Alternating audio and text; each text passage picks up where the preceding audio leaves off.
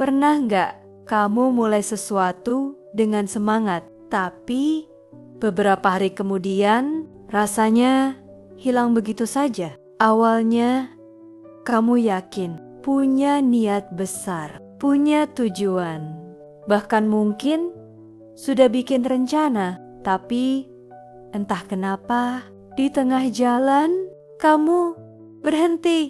Bukan karena tidak bisa, tapi karena rasanya berat, capek, bosan, tidak ada hasil, dan akhirnya kamu menyerah. Lalu beberapa waktu kemudian kamu mengulang hal yang sama. Mulai lagi, semangat lagi, lalu berhenti lagi. Dan tanpa sadar, kamu terjebak di pola yang sama. Kalau ini pernah terjadi ke kamu tidak sendiri. Banyak orang mengalami hal yang sama. Dan menariknya, ini bukan karena kamu malas. Ada sesuatu yang lebih dalam dari itu. Secara psikologis, otak kita sebenarnya tidak dirancang untuk hal yang sulit. Otak kita dirancang untuk bertahan, mencari kenyamanan, menghindari rasa sakit. Ketika kamu mulai sesuatu yang baru, di awal terasa menyenangkan karena ada motivasi, ada bayangan hasil. Tapi begitu masuk ke proses, semuanya berubah. Tidak nyaman, tidak pasti, tidak ada hasil langsung. Dan di titik itu, otak mulai memberi sinyal.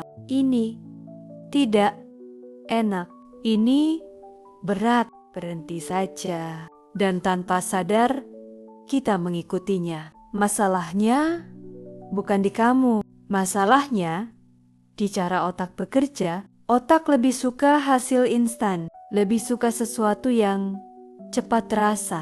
Makanya scrolling HP terasa lebih mudah, main game terasa lebih ringan, karena semuanya memberi reward cepat. Sementara hal besar dalam hidup tidak bekerja seperti itu. Butuh waktu, butuh proses, dan seringkali tidak langsung terasa hasilnya. Disinilah konflik terjadi antara apa yang kamu inginkan dan apa yang otakmu inginkan. Kamu ingin berkembang, tapi otakmu ingin nyaman.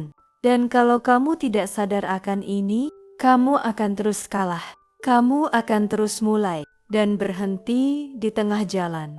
Dan kalau kamu mulai melihat ini dengan jujur, mungkin kamu akan sadar satu hal. Masalahnya bukan karena kamu lemah, bukan karena kamu tidak disiplin, tapi karena selama ini kamu melawan dirimu sendiri tanpa benar-benar memahaminya. Kamu memaksa diri untuk terus maju, tapi tidak pernah mengerti kenapa kamu ingin berhenti. Dan setiap kali kamu berhenti, kamu menyalahkan diri sendiri.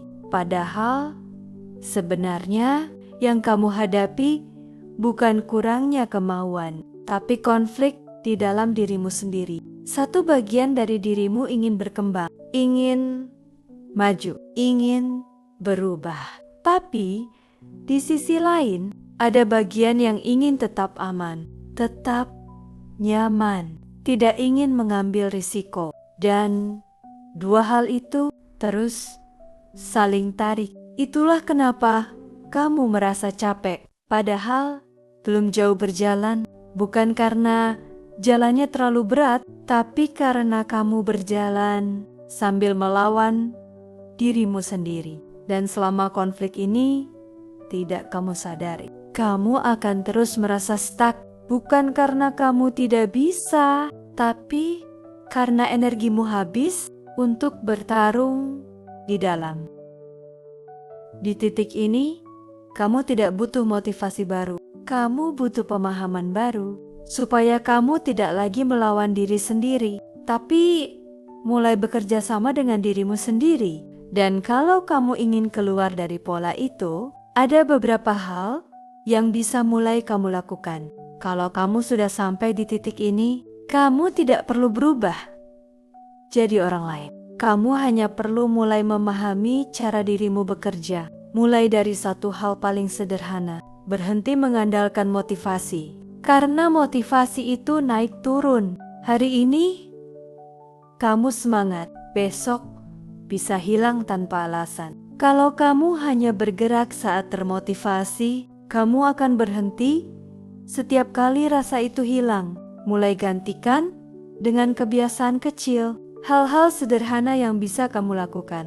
Bahkan saat kamu tidak ingin melakukannya. Karena yang membuat kamu maju bukan momen besar, tapi langkah kecil yang terus diulang. Kemudian, turunkan standar awalmu.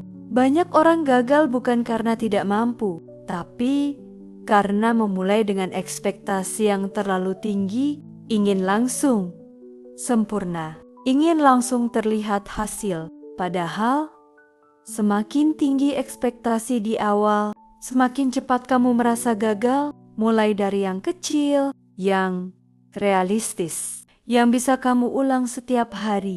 Selanjutnya, ubah cara kamu melihat rasa tidak nyaman. Jangan langsung menghindarinya, karena selama ini, setiap kali kamu merasa tidak nyaman, kamu berhenti. Padahal, justru disitulah pertumbuhan terjadi. Rasa bosan, rasa capek, rasa ingin berhenti. Itu bukan tanda kamu salah. Itu tanda kamu sedang diproses. Lalu, kenali pola dirimu sendiri. Perhatikan kapan kamu mulai menyerah. Apa yang kamu rasakan? Apa yang kamu pikirkan? Semakin kamu mengenal pola itu, semakin kamu bisa mengantisipasinya.